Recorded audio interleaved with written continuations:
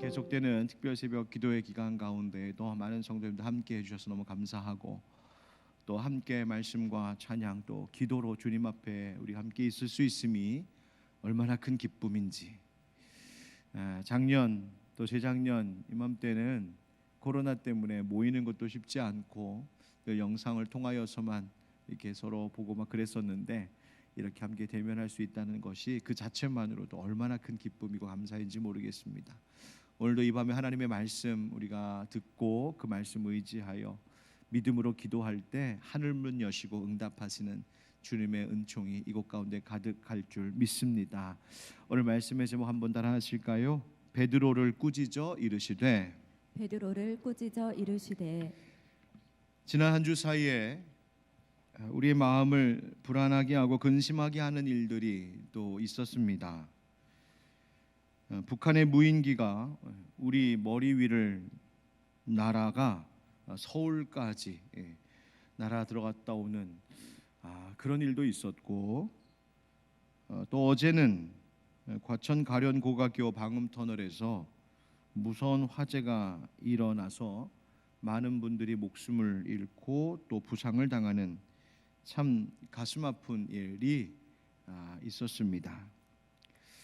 먼저는 큰 슬픔을 당한 분들에게 하나님의 그 돌보시고 위로하심이 또 이 새해 끝자락에 부어지기를 간절히 기도합니다. 그렇게 평범하게 매일을 살아가는 우리의 일상에 또 매일 오고 가는 그 길에서 예고 없이 닥쳐오는 세상의 이 험한 일들은 우리를 일순간 공포에 몰아넣기도 하고 근심하게도 만듭니다. 이제 다가오는 2023년도의 시작을 생각할 때 희망으로, 기대감으로, 설레는 마음으로 내년을 출발하기를 모두가 기원하면서도, 또 내년에도 역시 여전히 있을지 모를 여러 어려움들을 예상해 보면서 한편으로는 근심하고 절망하기도 합니다. 이처럼 이 세상에서 살아가는 우리의 삶이라고 하는 것은 늘 절망과 희망 그 사이를 수없이도 오고 가면서 그렇게 매일이 이어져 가고 있는 것 같습니다. 그 절망이 때로는 심한 폭풍과 또 출렁거리는 바다 위를 한밤중에 항해하는 한 척의 배와 같이 그렇게 위태롭게 보일 때도 있고, 땅이 흔들리고 하늘이 무너지는 것 같은 심정이 들게 할 때도 있습니다. 그야말로 흔들리는 세상 속에서 살아갑니다. 정치, 사회, 경제적으로도 그렇고 우리의 영혼을 미혹하여 위태롭게 만드는 영적인 공격들도 세상에는 계속 있어 왔고 지금도 있고 아마 내년에도 계속 있을 것입니다. 예수님께서도 이 세상의 마지막 때에 닥칠 재난의 징조에 대하여 말씀하신 적이 있는데, 그때 제자들이 이렇게 물었습니다. 예수님, 어느 때에 이런 일이 있겠사오며 또 무슨 징조가 있겠습니까? 그 마지막 때의 징조에 대해 물은 것이죠. 예수님께서 답하시기를 너희가 사람의 미혹을 받지 않도록 주의해야 한다 하셨습니다. 많은 사람이 내 이름으로 와서 자신이 그리스도라고 하면서 너희들을 미혹할 것이다. 즉 내가 구원자다, 내가 의지할 자다, 내가 경배받을 자다, 그렇게 우리를 미혹하는 많은 세력들과 많은 소리들이 있을 것이라는 말이었습니다. 또 예수님 말씀하시기를 난리와 난리 소문을 듣겠고 민족이 민족을 나라가 나라를 대적하여 일어나겠고 곳곳에 기근과 지진이 있으리니 이 모든 것은 재난의 시작이니라 말씀하셨습니다. 그것이 우리가 사는 이 세상이고 이 시대입니다. 그런데 그 사이에 예수님은 이런 말씀도 하셨어요. 마태복음 24장의 말씀인데, 난리와 난리 소문을 듣겠으나 너희는 삼가 두려워하지 말라. 이런 일이 있어야 하되 아직 끝은 아니니라. 그리고 13절로 내려가서 보면 이렇게 말씀하십니다. 그러나 끝까지 견디는 자는 구원을 얻으리라. 아멘. 즉 이 세상이 흔들리고 두렵게 만드는 일들이 일어날 때, 아니 크게도 아니고 내 인생 가운데 내 삶 속에 내 가정에 정말 흔들리고 두렵게 만들고 근심하게 하고 심지어 공포심을 불러일으키는 일들이 일어날 때에 그때에 주님께서 우리에게 바라시는 성도의 태도라고 하는 것은 한마디로 두려워하지 말고 끝까지 견디는 것이라고 말씀하십니다. 뭐 하라고요? 두려워하지 말고 그 다음 끝까지 견디는 것. 여러분, 흔들리는 세상은요, 세상만 흔들리는 것이 아니라 우리의 마음을 흔들어 놓습니다. 근심하게 하고 두렵게 만듭니다. 그것 때문에 희망에 막 벅차오르다가도 일순간 절망의 나락에 떨어지게 합니다. 그렇게 절망과 희망 사이를 오고 가게 합니다. 그리고 그 불안한 틈을 타서, 그 흔들리는 틈을 타서 사단은 역시 우리의 영혼을 미혹합니다. 죄로 유혹합니다. 실족하게 만들어버립니다.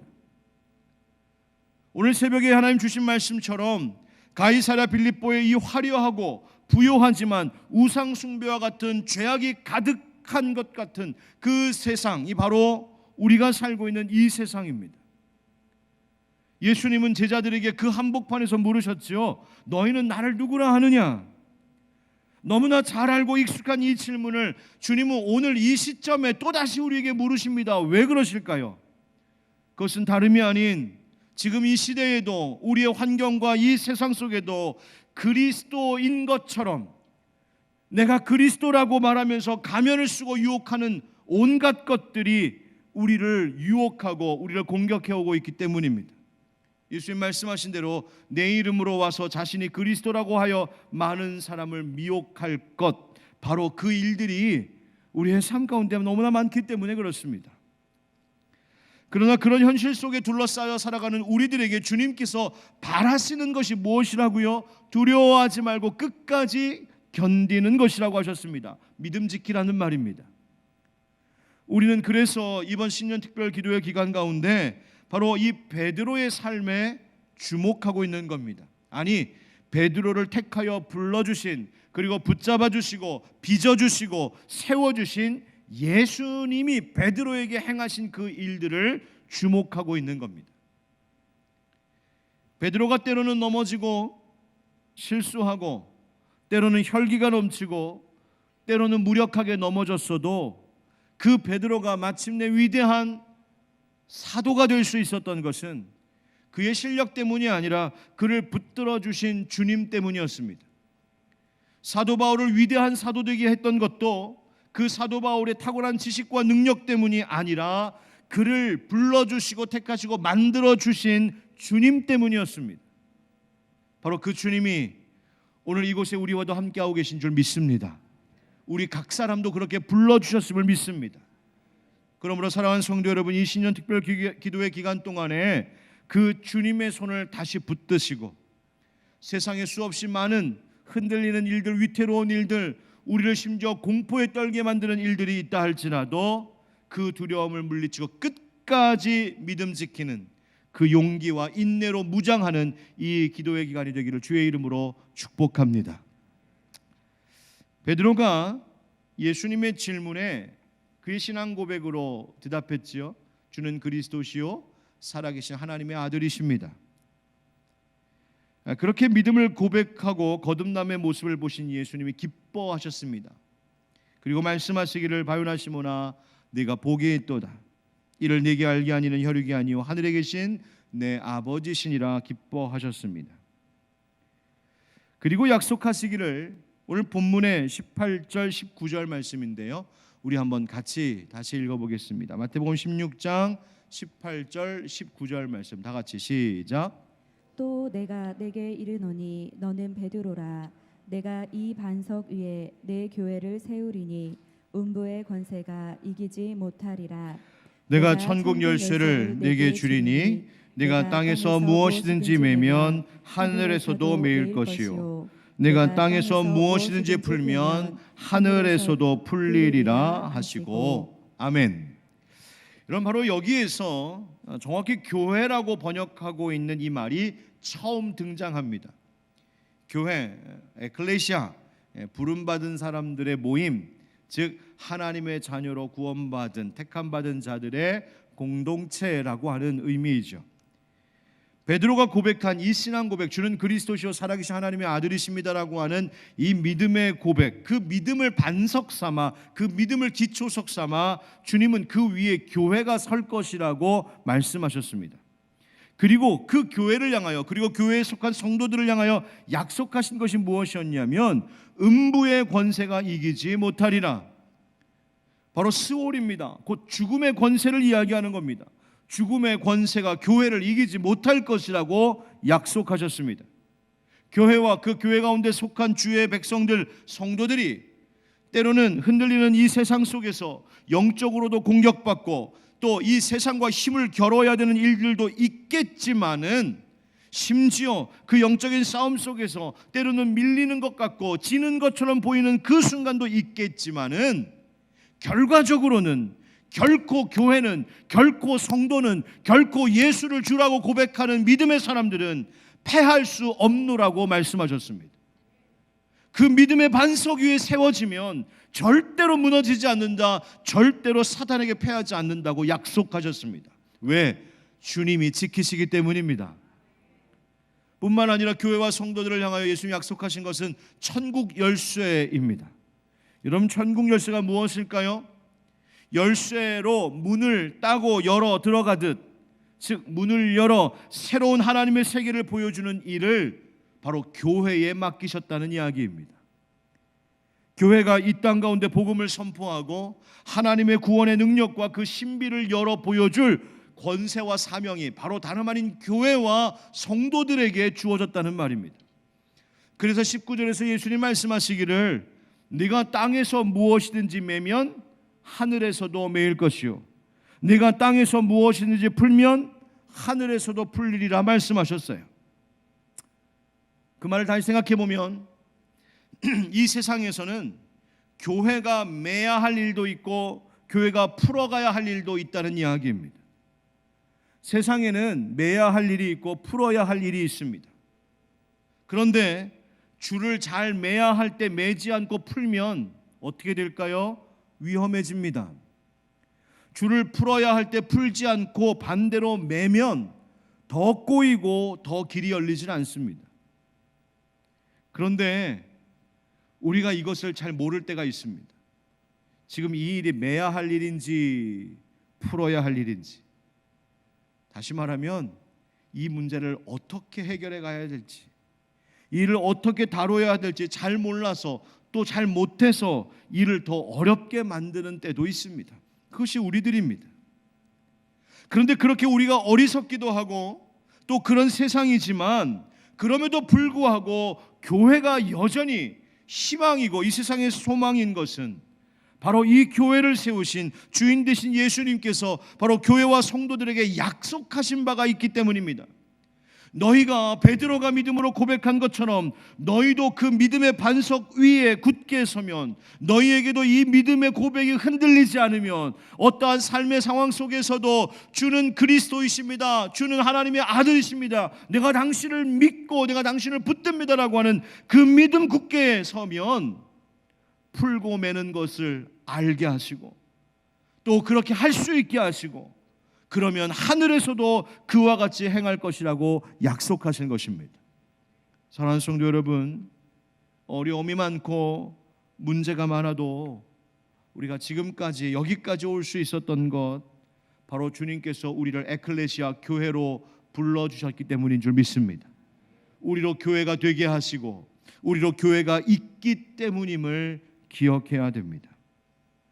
그러므로 여러분, 다가오는 새해에도 이 교회가 주님의 소망이고 이 교회가 이 시대 이 세상에 등대와 같은 역할을 할 것임을 여러분 꼭 기억하시고 그렇게 할 수 있도록 기도해 주시기 바랍니다.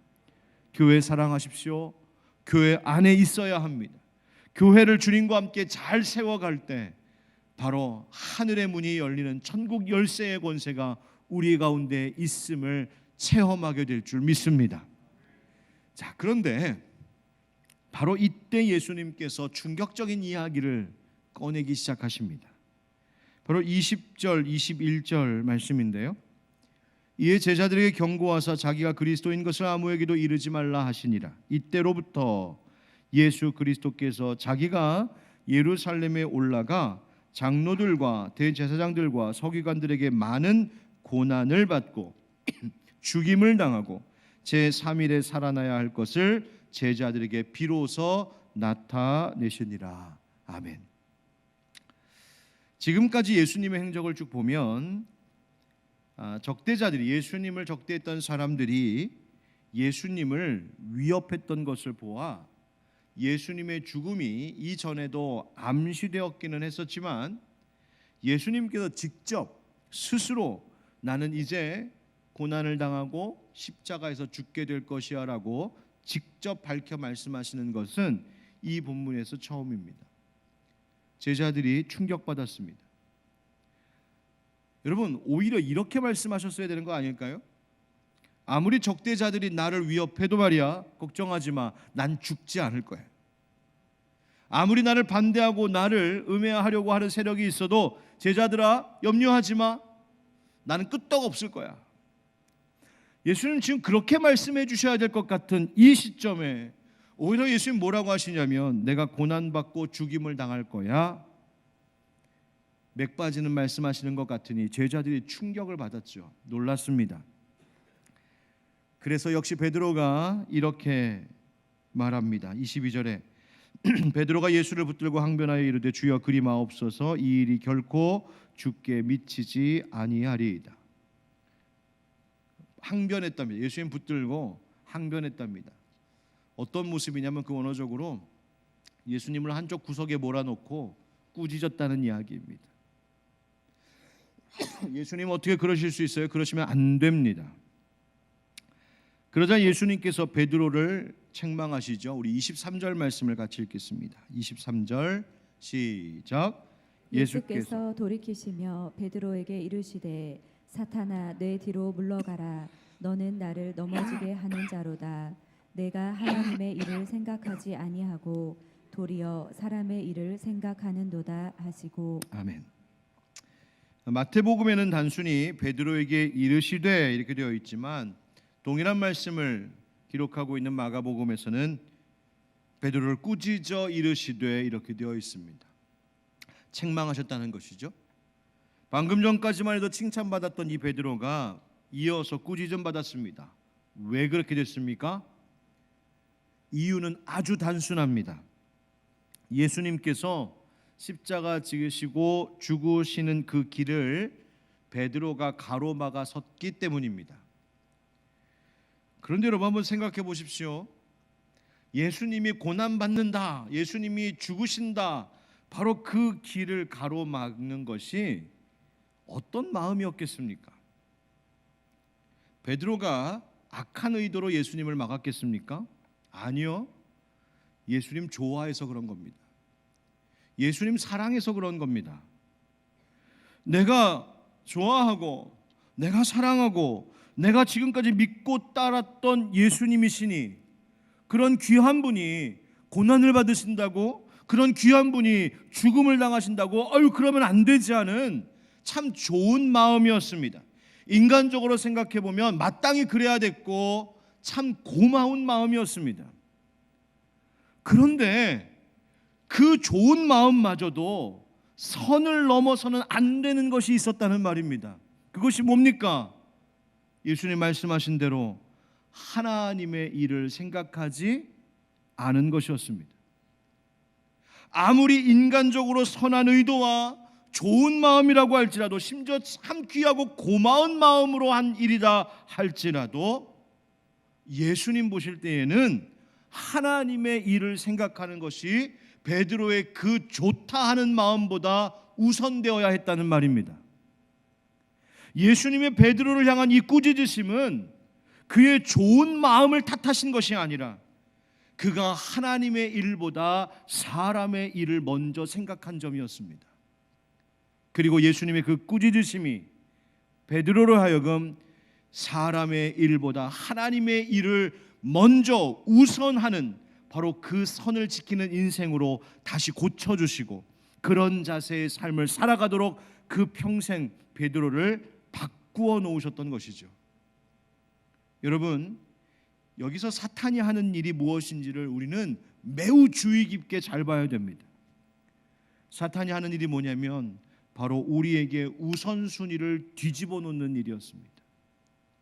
하나님의 일보다 사람의 일이 먼저 되게, 하나님의 뜻보다 사람의 생각, 내 뜻을 먼저 구하게, 바로 우리가 그렇게 넘지 말아야 되는 선을 넘어버리고 뒤바꾸지 말아야 될 순서를 뒤엎어버리는 것이 바로 사탄이 하는 일이었습니다.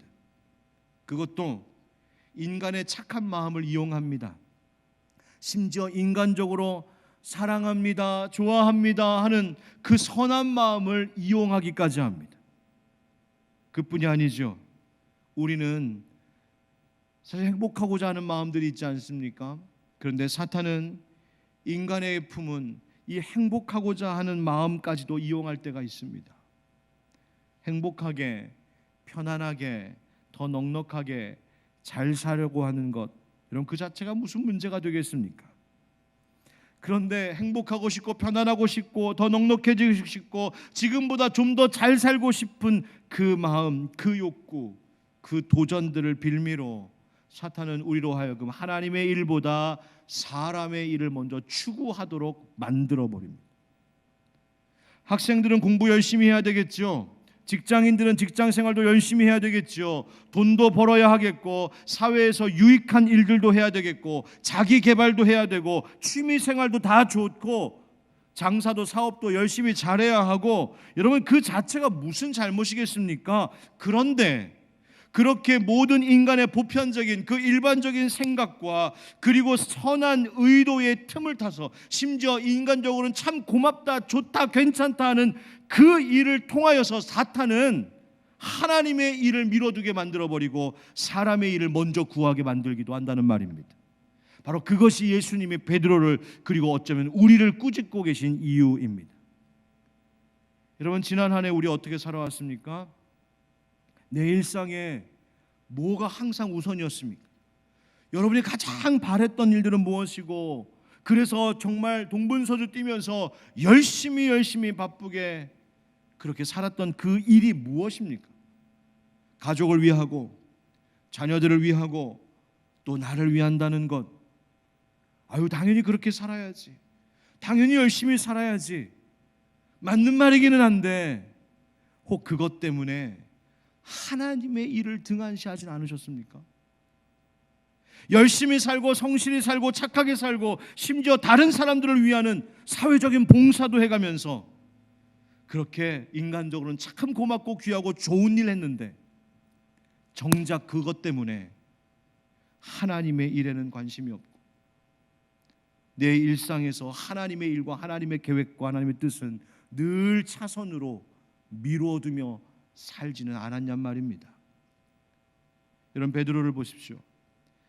하나님 아버지께서 깨닫게 하신 그 놀라운 신앙 고백 직후에 그 똑같은 사람인데 똑같은 마음인데 똑같은 생각인데 그 짧은 순간 하나님의 일이 사람의 일에서 밀려버리는 그 짧은 순간에 그것은 주님께 책망받을 사탄의 꾀임과 공격이 되었다는 말입니다.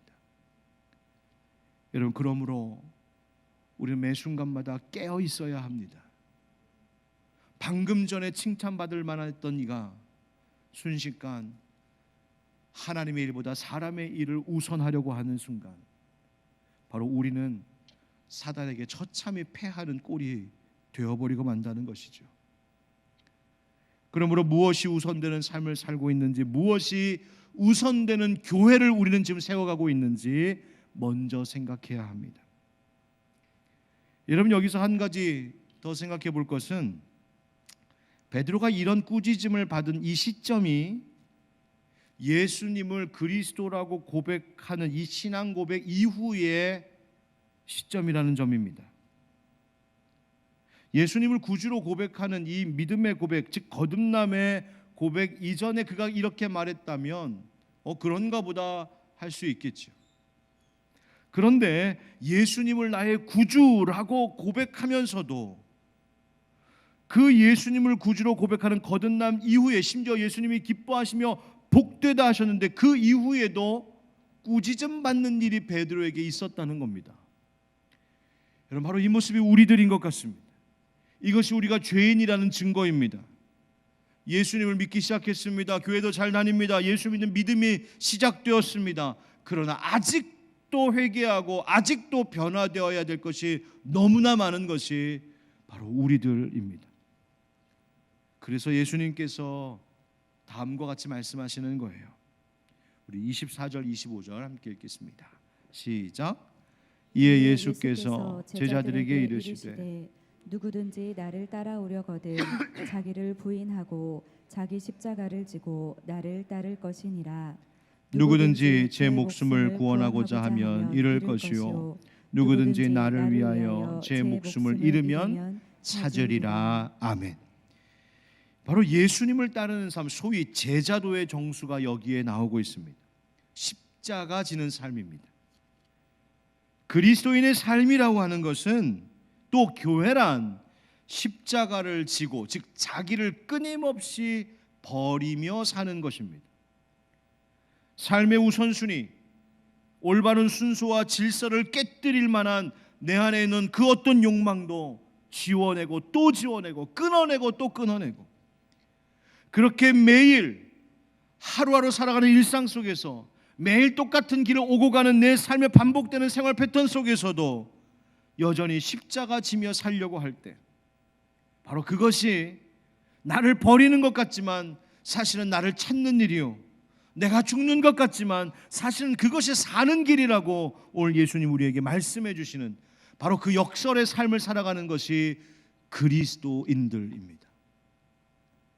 따라서 여러분, 앞서 예수님께서 교회와 성도들을 이 믿음의 반석 위에 서게 하겠다, 내가 세우겠다 하는 그 예수님의 그 일도, 교회가 음부의 권세를 반드시 이기고 승리할 것이라고 하신 이 약속도, 교회와 성도들에게 천국의 열쇠를 쥐어주시며 우리가 풀어야 할 것을 풀고 매야 할 것을 맬 수 있게 하시는 그 은혜도, 이 모든 것을 다 가능하게 하는, 이 모든 것이 진짜 가능하게 되게 하는 그 일의 시작은 다름이 아닌 바로 예수님 여기서 말씀하신 십자가입니다.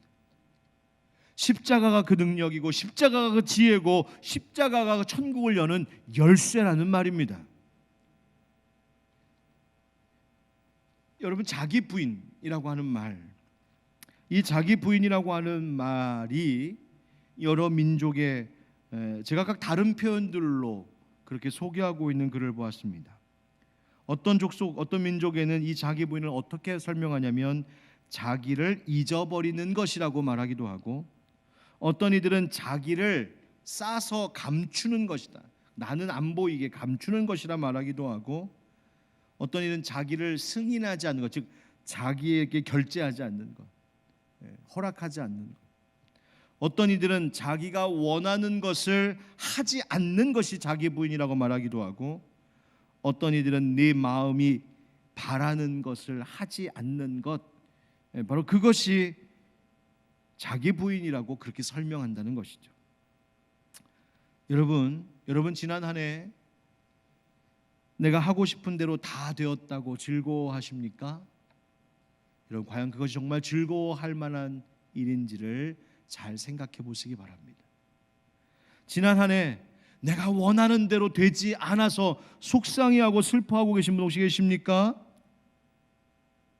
만약 그것 때문에 자기를 부인해야 했고 십자가의 흔적을 남기셨다면 그것이 하나님이 더욱더 기뻐하시고 우리를 복되다 하신 일이 될 줄 믿습니다. 여러분, 지난 한 해 동안 우리 각자의 삶에 십자가를 졌던 흔적들이 있으신지 한번 잘 생각해 보십시오. 내가 하나님의 일을 위하여서 자기를 부인하고 나를 버리고 예수님 때문에 손해보고 예수님 때문에 상처 입은 흔적들이 있으십니까? 그 십자가의 흔적, 그 예수님의 흔적이 있었습니까? 아니면 내가 늘 먼저였고 내가 급하고 중요하다고 생각했던 것들이 늘 먼저는 아니었는지 우리 지난 한 해 돌아봐야 됩니다.